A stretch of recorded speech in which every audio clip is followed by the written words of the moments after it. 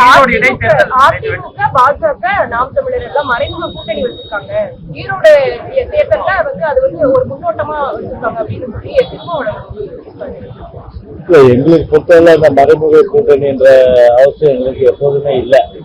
வெட்டு ஒண்ணு துண்டு ரெண்டு, வெட்டு ஒண்ணு துண்டு ரெண்டு, அவ்வளவுதான். வெளியே பூஜா சொல்லிட்டாரு. அதாவது எந்த வித மறைமுக கூட்டணி யாரோட கிடையாது. தேர்தல் காலம் நெருங்குது. பிஜேபி நீங்க மைண்ட்ல சொல்றீங்க, நீங்க பிஜேபி இந்த நிலைப்பாடுதான் கட்சி எடுத்துருக்கு. அந்த கட்சி எடுத்த நிலைப்பாடுதான் பூஜாவும் தெளிவுபடுத்திருக்காரு. கூட்டணி எந்த காலத்துல இல்லைன்னு. எனவே அந்த நிலைப்பாடு தொடருது.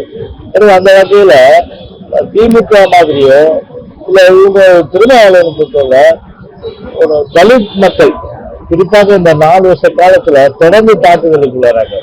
உதாரணத்துக்கு பார்த்தீங்கன்னா அந்த நெல்லையில வீடு புகுந்து ஒரு மாலை மாணவர் அவங்க ஒரு என்ன சொல்றதுன்னா ஒரு கத்தி குத்துக்கு வெட்டுக்கு ஆளாகின்ற சூழ்நிலை. அது குறித்து பார்த்தா ஒரு இது அறிக்கை விட்டதோட சரி, வேற எந்த வகையிலும் பார்த்தீங்கன்னா தலித் மக்களுக்கு ஒரு பாதுகாப்பு இந்த ஆட்சியில இல்லைன்றது வெளிப்படையா சொல்ல மாட்டேங்கிறாரு.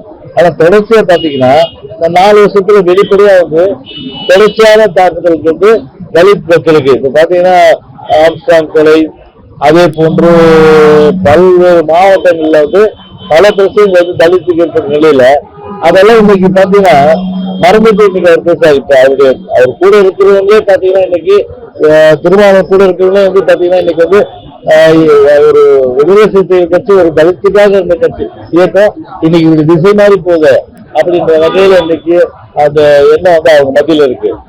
அதை திசை திருப்பதற்கு திருமாவளவன் 1000 கருத்து சொல்லலாம்.